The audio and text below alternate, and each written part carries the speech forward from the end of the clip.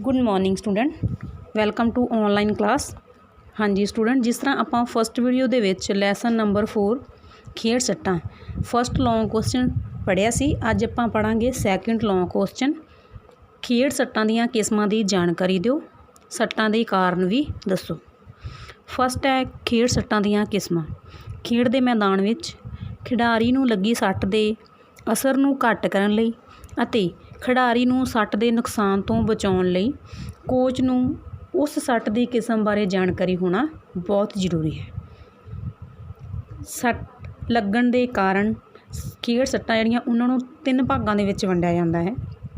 First है प्रतੱਖ सट्टां, second है अप्रतੱਖ सट्टां, third है दबाਅ ਦੇ ਕਾਰਨ ਲੱਗਣ ਵਾਲੀਆਂ सट्टां। प्रतੱਖ सट्टां ਕਿਹੜੀਆਂ ਹੁੰਦੀਆਂ? इस किस्म ਦੀ सੱਟ ਵਿੱਚ सੱਟ लगन का कारण स्पष्ट रूप में दिखाई देता है, जिमें कि किसी दूसरे खिडारी नाल टकरा के टक्कर होने कारण जां किसी खेड उपकरण जिमें कि हॉकी, क्रिकेट बॉल आदि दे वजन कारण ये सट्टां लगदियां हन। ये सट्टां सधारण जां खतरनाक हो सकदियां हन, जिमें हड्डी का टुटना जां जोड़ का उतरना। सैकेंड है अप्रतੱਖ सट्टां। खेड दौरान खेड किरिया करते समय जदों खिडारी नूं कोई अंदरूनी सੱਟ लग जाती है तो उसनूं अप्रतੱਖ सੱਟ कहते हैं। अजिहियां सट्टां जोड़ां उपर लोड़ नालों वध दबाਅ पैण कारण ही लगदियां हन, जिवें कि गिट्टे दी मोच, गुੱਟ दी मोच, मोढे दा उतरना आदि। थर्ड पॉइंट है दबाਅ दे कारण लगण वालीआं सट्टां। अजिहियां सट्टां शरीर दे तांतुआं जां हड्डियां उपर ਵੱਧ ਤਣਾਅ ਕਾਰਨ ਲੱਗਦੀਆਂ ਹਨ। ਅਭਿਆਸ ਦੇ ਦੌਰਾਨ ਮਾਸਪੇਸ਼ੀਆਂ ਅਤੇ ਜੋੜਾਂ ਉੱਪਰ ਲੋੜ ਨਾਲੋਂ ਜ਼ਿਆਦਾ ਦਬਾਅ ਸੱਟ ਦਾ ਕਾਰਨ ਬਣਦਾ ਹੈ। ਸ਼ੁਰੂ ਵਿੱਚ ਜੋੜਾਂ ਵਿੱਚ ਕੋਈ ਦਰਦ ਮਹਿਸੂਸ ਨਹੀਂ ਹੁੰਦਾ, ਪਰ ਬਾਅਦ ਵਿੱਚ ਬਹੁਤ ਹਲਕਾ ਜਿਹੜਾ ਦਰਦ ਆ ਸ਼ੁਰੂ ਹੋ ਜਾਂਦਾ ਹੈ ਅਤੇ ਖਿਡਾਰੀ ਲਗਾਤਾਰ ਆਪਣਾ ਅਭਿਆਸ ਜਾਰੀ ਰੱਖਦਾ ਹੈ।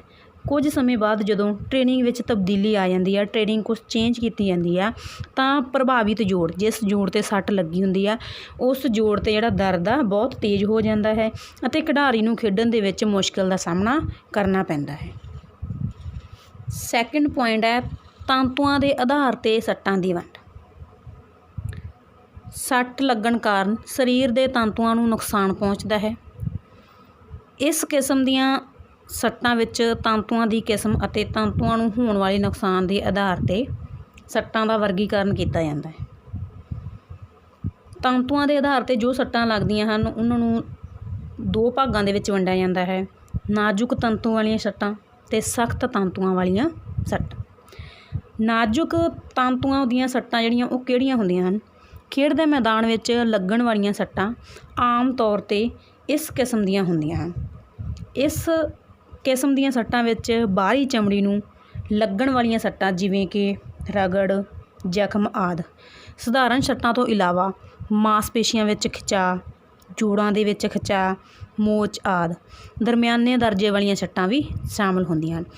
नाजुक तंतुआं वालीआं सट्टां ਉਹ सट्टां हुंदियां हन जो अपनी शरीर ਦੀ ਬਾਹਰੀ चमड़ी ਦੇ ਉੱਪਰ ਜਿਵੇਂ ਕਿ ਕੋਈ रगड़ आ जानी, ਕਿਸੇ जगह ਤੇ ਜ਼ਖਮ ਹੋ ਜਾਣਾ, ਮਾਸਪੇਸ਼ੀਆਂ ਦਾ ਅੰਦਰੋਂ ਖਿੱਚਿਆ ਜਾਣਾ, ਠੀਕ ਹੈ, ਜੋੜਾਂ ਦਾ ਵਿੱਚ ਖਿਚਾ ਆ ਜਾਣਾ, ਅਜਿਹੀਆਂ ਸੱਟਾਂ ਨੂੰ ਨਾਜ਼ੁਕ ਤਾਂਤੂਆਂ ਵਾਲੀਆਂ ਸੱਟਾਂ ਕਿਹਾ ਜਾਂਦਾ ਹੈ।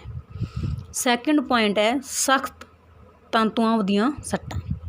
ਖੇਡ ਦੌਰਾਨ ਖਿਡਾਰੀ ਨੂੰ ਲੱਗਣ ਵਾਲੀਆਂ ਸੱਟਾਂ ਕੁਝ ਗੰਭੀਰ ਸ਼੍ਰੇਣੀ ਵਿੱਚ ਆਉਂਦੀਆਂ ਹਨ। ਗੰਭੀਰ ਮੀਨਸ ਡੂੰਘੀ ਸ਼੍ਰੇਣੀ ਵਿੱਚ ਆਉਂਦੀਆਂ ਹਨ, ਜਿਵੇਂ ਕਿ ਹੱਡੀ ਦਾ ਟੁੱਟਣਾ ਅਤੇ ਜੋੜ ਦਾ ਖੁੱਲ੍ਹਣਾ। ਕਿਸੇ ਬਾਹਰੀ तेज़ सੱਟ ਕਾਰਨ हड्डी ਨੂੰ ਨੁਕਸਾਨ ਹੁੰਦਾ ਹੈ ਅਤੇ ਅੰਦਰੂਨੀ ਖੂਨ ਦਾ ਜਿਹੜਾ ਰਿਸਾਵ ਆ ਉਹ ਹੱਡੀ ਅਤੇ ਨੇੜਲੇ ਤਾਂਤੂਆਂ ਨੂੰ ਪ੍ਰਭਾਵਿਤ ਕਰਦਾ ਹੈ। ਇਸ ਕਾਰਨ ਸੱਟ ਵਿੱਚ ਖਿਡਾਰੀ ਨੂੰ ਕਾਫੀ ਜਿਹੜੀ ਇਸ ਕਾਰਨ ਦੀ ਜਿਹੜੀ ਪ੍ਰਕਾਰ ਦੀ ਸੱਟ ਆ ਉਹ ਖਿਡਾਰੀ ਨੂੰ ਖੇਡਣ ਵਿੱਚ ਅਨੇਕਾਂ ਔਕੜਾਂ ਦਾ ਸਾਹਮਣਾ ਕਰਨਾ ਪੈਂਦਾ ਹੈ। ਸੈਕਿੰਡ ਪੁਆਇੰਟ ਹੈ ਖੇਡ ਸੱਟਾਂ ਲੱਗਣ ਦੇ ਕੀ ਕਾਰਨ ਹਨ, ਕਿਹੜੇ ਕਾਰਨਾਂ ਕਰਕੇ ਆਪਾਂ ਨੂੰ ਖੇਡ ਸੱਟਾਂ ਜਿਹੜੀਆਂ ਲੱਗ ਜਾਂਦੀਆਂ ਹਨ। फस्ट पॉइंट है अणउचित वाधू भार। अणउचित वाधू भार मीनस भी खिडारी का लोड़ के अनुसार उस तो ज़्यादा भार होना, ठीक है। हरेक खिडारी जां व्यक्ति की सरीरक काम करन दी एक सीमा हुंदी है। कई बार कोच खिडारी के प्रदर्शन विच ਸੁਧਾਰ ਕਰਨ ਲਈ ਉਸ ਉੱਤੇ ਲੋੜ ਤੋਂ ਵੱਧ ਭਾਰ ਪਾ ਦਿੰਦਾ ਹੈ। ਭਾਵ ਖਿਡਾਰੀ ਦੀ ਸਰੀਰਕ ਸਮਰੱਥਾ ਤੋਂ ਵੱਧ ਸਿਖਲਾਈ ਜਿਹੜੀ ਕਰਵਾਈ ਜਾਂਦੀ ਹੈ, ਵੀ ਜਿੰਨੀ ਖਿਡਾਰੀ ਦੇ ਵਿੱਚ ਸਮਰੱਥਾ ਹੁੰਦੀ ਹੈ ਖੇਡਣ ਦੀ, ਉਸ ਤੋਂ ਲੋੜ ਤੋਂ ਵੱਧ ਉਹਨੂੰ ਸਮਰੱਥ ਕੀਤਾ ਜਾਂਦਾ ਖੇਡਣ ਦੇ ਲਈ। ਉਹਦੇ ਕਾਰਨ ਕੀ ਖਿਡਾਰੀ ਨੂੰ ਨੁਕਸਾਨ ਵੀ ਪਹੁੰਚਦਾ ਹੈ। ਸੈਕਿੰਡ ਪੁਆਇੰਟ ਹੈ ਗਲਤ ਤਕਨੀਕ। ਕਿਸੇ ਵੀ ਖੇਡ ਵਿੱਚ ਕੁਸ਼ਲਤਾ ਪ੍ਰਾਪਤ ਕਰਨ ਲਈ ਤਕਨੀਕ ਦਾ ਹੋਣਾ ਮਹੱਤਵਪੂਰਨ ਯੋਗਦਾਨ ਹੁੰਦਾ ਹੈ, ਪਰ ਕਈ ਵਾਰ ਗਲਤੀ ਸੁਧਾਰਨ ਦੀ ਸੱਟ ਦਾ ਕਾਰਨ ਬਣ ਜਾਂਦੀ ਹੈ। ਗਲਤ ਤਕਨੀਕ ਕਾਰਨ ਮਾਸਪੇਸ਼ੀਆਂ ਅਤੇ ਜੋੜਾਂ ਦੇ ਉੱਪਰ ਜਿਹੜਾ ਗਲਤ ਪ੍ਰਭਾਵ ਪੈਂਦਾ ਹੈ। ਵਾਰ-ਵਾਰ ਮਾਸਪੇਸ਼ੀਆਂ ਜਾਂ ਜੋੜਾਂ ਦੇ ਉੱਪਰ ਦਬਾਅ ਪੈਣ ਕਾਰਨ ਖਿਡਾਰੀ ਦੇ ਦਰਦ ਜਿਹੜਾ ਉਹ ਹੋਣਾ ਸ਼ੁਰੂ ਹੋ ਜਾਂਦਾ ਹੈ ਅਤੇ ਉਸ ਦਾ ਪ੍ਰਭਾਵਿਤ ਸਰੀਰਕ ਅੰਗ 'ਤੇ ਸੋਜ ਆ ਜਾਂਦੀ ਹੈ। ਥਰਡ ਪੁਆਇੰਟ ਹੈ ਸਹੀ ਢੰਗ ਨਾਲ ਨਾ ਗਰਮਾਉਣ ਕਾਰਨ। ਸਹੀ ਢੰਗ ਨਾਲ ਨਾ ਗਰਮਾਉਣ ਕਾਰਨ ਮਤਲਬ ਜਦੋਂ ਖਿਡਾਰੀ ਆਪਣੀ ਖੇਡ ਦੇ ਲਈ ਤਿਆਰ ਹੁੰਦਾ ਹੈ ਸਟਾਰਟਿੰਗ ਤੋਂ, ਉਸਨੂੰ ਆਪਣਾ ਜਿਹੜਾ ਸਰੀਰ ਆ, ਸਭ ਤੋਂ ਪਹਿਲਾਂ ਆਪਣਾ ਜਿਹੜਾ ਸਰੀਰ ਆ ਹਲਕੀਆਂ ਕਸਰਤਾਂ ਕਰਕੇ ਸਰੀਰ ਨੂੰ ਗਰਮ ਕਰਨਾ ਚਾਹੀਦਾ ਹੈ। ਫਿਰ ਹੀ ਖਿਡਾਰੀ ਨੂੰ ਜਿਹੜੀ ਆਪਣੀ ਗੇਮ ਆ ਉਸ ਦੀ ਸ਼ੁਰੂਆਤ ਕਰਨੀ ਚਾਹੀਦੀ ਹੈ। ਇਹ ਕੀ ਹੈ, ਸਹੀ ਢੰਗ ਨਾਲ ਸਰੀਰ ਨੂੰ ਗਰਮਾਉਣ। ਖੇਡ ਵਿੱਚ ਭਾਗ ਲੈਣ ਤੋਂ ਪਹਿਲਾਂ ਖਿਡਾਰੀ ਨੂੰ ਸਰੀਰ ਆ ਜਿਹੜਾ ਉਹ ਗਰਮਾਉਂਦਾ ਹੈ, ਜਿਸ ਦੇ ਨਾਲ ਕੀ ਉਹਦੀਆਂ ਮਾਸਪੇਸ਼ੀਆਂ ਦੇ ਵਿੱਚ ਤਾਪਮਾਨ ਵਿੱਚ ਵਾਧਾ ਹੁੰਦਾ, ਜੋੜਾਂ ਦੇ ਵਿੱਚ ਲਚਕ ਆਉਂਦੀ ਹੈ ਅਤੇ ਸਰੀਰ ਖੇਡ ਪ੍ਰਤੀਯੋਗਤਾ ਵਿੱਚ ਭਾਗ ਲੈਣ ਲਈ ਤਿਆਰ ਹੋ ਜਾਂਦਾ ਹੈ। ਫੋਰਥ ਪੁਆਇੰਟ ਹੈ ਸਿੱਧੀ ਟੱਕਰ ਕਾਰਨ। ਖੇਡਾਂ ਦੌਰਾਨ ਸਭ ਤੋਂ ਵੱਧ ਸੱਟਾਂ ਪ੍ਰਤੀਯੋਗਤਾ ਦੌਰਾਨ ਖਿਡਾਰੀਆਂ ਦੇ ਆਪਸ ਵਿੱਚ ਟਕਰਾਉਣ ਕਾਰਨ ਲੱਗਦੀਆਂ ਨੇ। ਜਦੋਂ ਦੋ ਜਾਂ ਦੋ ਤੋਂ ਵੱਧ ਖਿਡਾਰੀ ਆਪਸ 'ਚ ਖੇਡਦੇ ਆ, ਆਪਸ 'ਚ ਟਕਰਾ ਜਾਂਦੇ ਆ, ਉਹਦੇ ਕਾਰਨ ਵੀ ਖਿਡਾਰੀਆਂ ਦੇ ਜਿਹੜੀਆਂ ਬਹੁਤ ਜ਼ਿਆਦਾ ਸੱਟਾਂ ਲੱਗ ਜਾਂਦੀਆਂ ਹਨ। ਟੀਮ ਖੇਡ ਦੇ ਮੁਕਾਬਲਿਆਂ ਦੌਰਾਨ ਜਿਵੇਂ ਫੁੱਟਬਾਲ, ਹਾਕੀ, ਬਾਸਕਿਟਬਾਲ ਆਦਿ ਖੇਡਾਂ ਵਿੱਚ ਖਿਡਾਰੀ ਗਤੀ ਅਤੇ ਤਾਕਤ ਨਾਲ ਵਿਰੋਧੀ ਟੀਮ ਦਾ ਮੁਕਾਬਲਾ ਕਰਦੇ ਹਨ। ਖੇਡ ਦੇ ਸਮੇਂ ਵਿਰੋਧੀ ਖਿਡਾਰੀ ਨੂੰ ਰੋਕਣ ਲਈ ਹਰ ਸੰਭਵ ਕੋਸ਼ਿਸ਼ ਕੀਤੀ ਜਾਂਦੀ ਹੈ। ਇਸ ਕੋਸ਼ਿਸ਼ ਵਿੱਚ ਖਿਡਾਰੀ ਆਪਸ ਵਿੱਚ ਟਕਰਾ ਜਾਂਦੇ ਆ, ਪਰ ਕਈ ਵਾਰੀ ਖਿਡਾਰੀਆਂ ਦੀ ਜਿਹੜੀ ਗਤੀ ਆ ਉਹ ਤੇਜ਼ ਹੋਣ ਕਾਰਨ ਟੱਕਰ ਦਾ ਪ੍ਰਭਾਵ ਆ ਜਿਹੜਾ ਉਹ ਜ਼ਿਆਦਾ ਪੈ ਜਾਂਦਾ ਹੈ, ਜਿਸ ਦੇ ਕਾਰਨ ਕੀ ਆ ਖਿਡਾਰੀ ਦੇ ਸੱਟ ਲੱਗ ਜਾਂਦੀ। ਫਿਫਥ ਪੁਆਇੰਟ ਹੈ ਖਰਾਬ ਖੇਡ ਮੈਦਾਨ ਅਤੇ ਘਟੀਆ ਉਪਕਰਨ। ਮੀਨਸ ਕਿ ਜੋ ਖੇਡ ਮੈਦਾਨ ਆ ਖੇਡਣ ਵਾਲਾ ਉਹ ਬਹੁਤ ਵਧੀਆ ਹੋਵੇ, ਘਟੀਆ ਨਾ ਹੋਵੇ। ਉਸ ਮੈਦਾਨ ਦੇ ਵਿੱਚ ਜਿਹੜੀਆਂ ਕੰਕਰ, ਬੱਜਰੀ, ਸੀਮੈਂਟ ਵਗੈਰਾ ਕੁਛ ਵੀ ਨਾ ਹੋਵੇ, ਜਿਹਦੇ ਕਾਰਨ ਕੀ ਆ ਖਿਡਾਰੀ ਨੂੰ ਖੇਡਣ ਵਿੱਚ ਮੁਸ਼ਕਿਲ ਆਵੇ ਅਤੇ ਉਸ ਦੇ ਸੱਟ ਲੱਗ ਜਾਵੇ।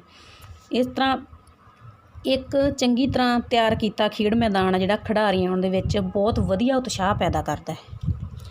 ਉਸ ਦੇ ਨਾਲ ਹੀ ਖਿਡਾਰੀਆਂ ਨੂੰ ਸੱਟ ਲੱਗਣ ਦੇ ਜਿਹੜੇ ਖਤਰਿਆਂ ਤੋਂ ਬਚਾਉਂਦਾ ਹੈ। ਬਹੁਤ ਵਧੀਆ ਜਿਹੜਾ ਖੇਡ ਮੈਦਾਨ ਹੋਵੇਗਾ ਖਿਡਾਰੀਆਂ ਨੂੰ ਕੀ ਸੱਟਾਂ ਲੱਗਣ ਤੋਂ ਬਚਾਵੇਗਾ।